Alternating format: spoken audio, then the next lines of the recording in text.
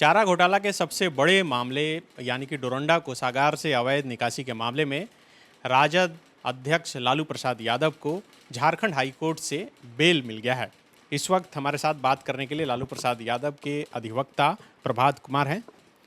प्रभात जी, थोड़ा सा ये मामला बताइएगा कि कौन सा। ये डोरंडा कोषागार से संबंधित था और इस केस का पीरियड जो था 1990 से लेकर 1995 के बीच का था, जिसमें कि टोटल जो सीबीआई ने चार्जशीट किया था उसमें 139 करोड़ का दिया था कि अवैध निकासी हुई है।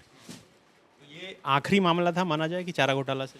नहीं, एक और मामला यहाँ पर लंबित है जिसमें अभी बहस चल रही है सिविल कोर्ट में, उसमें लालू जी अभियुक्त नहीं है।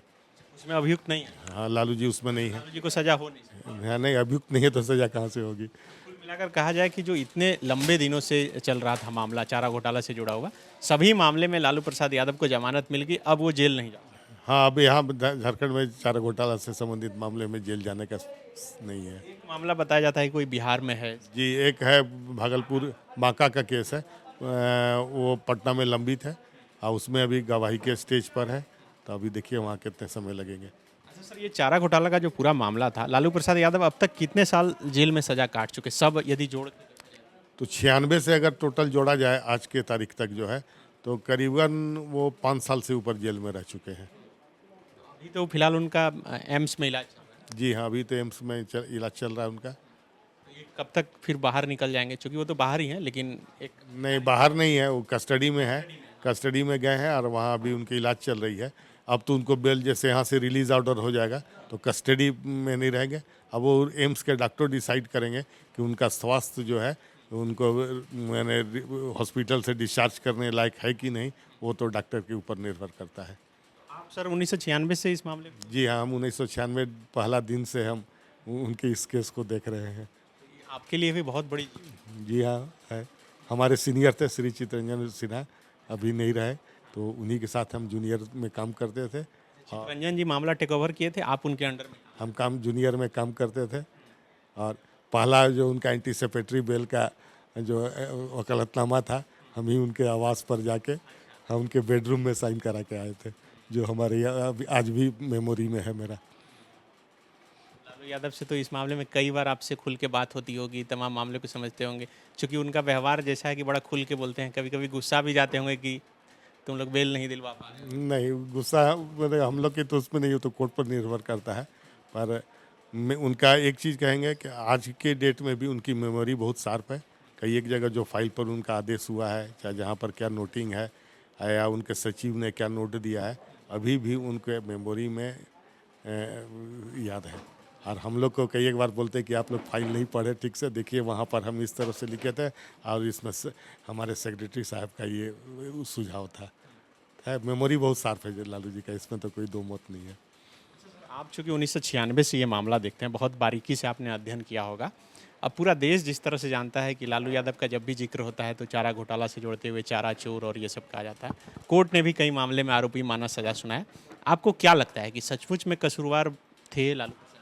नहीं, इनको साजिश के तहत फंसाया गया है, क्योंकि इन्होंने ही अपने कलम से ही आदेश किया था चारा घोटाला का एफआईआर करने के लिए। आज जिनके साथ कनेक्शन के लिए जैसे एसबी सिन्हा का नाम आता है या केएम प्रसाद साहब का आता है या अदर के आता है, तो इनके द्वारा जो बिहार सरकार के द्वारा जो जितने एफआईआर किए थे उन लोग एफआईआर में उन लोग नेम्ड एक्यूज्ड के कॉलम में है। तो हम जिसके साथ अगर मेरा संबंध रहेगा तो हम उसको एफआईआर नेम्ड एक्यूज नहीं बना सकते हैं। तो इसको मैंने जो भी कही अभी तो उस बिंदु पर सजा हो गई है, अपील में वो सब चीज़ हम लोग दिखाएंगे।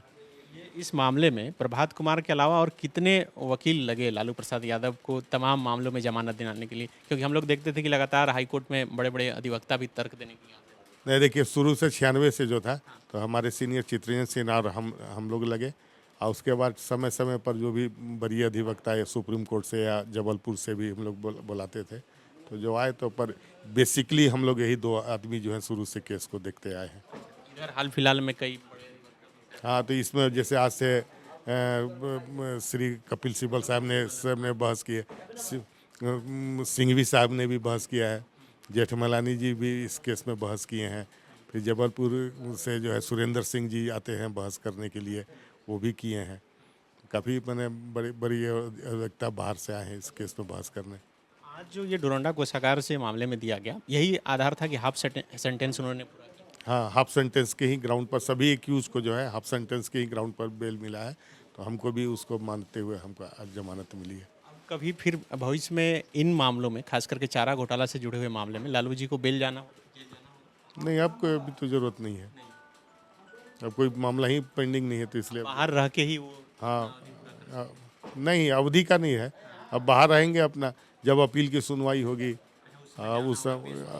उसमें भी नहीं, आप हाईकोर्ट में पेश होने की आवश्यकता नहीं है, अब उसमें वकील का ही काम है, अब हम लोग अपना उसमें करेंगे। हालांकि वो कस्टडी में है, तो बात तो नहीं हो पाएगी। परिवार के किसी लोगों से आपने ये एक शुभ समाचार दिया? हाँ, सभी से उनके बेटा बेटी लोगों से बात हुई, हम हाँ बात हुई, सभी से बात हुई, अब बधाई दिया और क्या। चलिए, लग रहा है कि जेल जाने से भी उनकी सेहत में गिरावट था, और ये सब भी तर्क आप लोगों ने रखा? हाँ जी, उसका भी सेहत का और एज फैक्टर भी था हम लोग के ग्राउंड पर, मेन ग्राउंड था हमारा हाफ सेंटेंस। ये लालू प्रसाद यादव के अधिवक्ता प्रभात कुमार थे, जिन्होंने 1996 से जो ये इस मामले को देखते आ रहे थे। आज लालू प्रसाद यादव को चारा घोटाला से जुड़े सभी मामले में जमानत मिल गई है। फिलहाल लालू प्रसाद यादव का इलाज दिल्ली के एम्स में चल रहा है, और अभी उन्होंने फ़ोन कर, जैसा कि उन्होंने बताया कि उनके बेटे को उन्होंने बधाई दी है, और ये मान रहे हैं कि इनके कैरियर के लिए भी ये बड़ी जीत है। शुक्रिया। TheFollowUp.in. Like, share and subscribe. www.thefollowup.in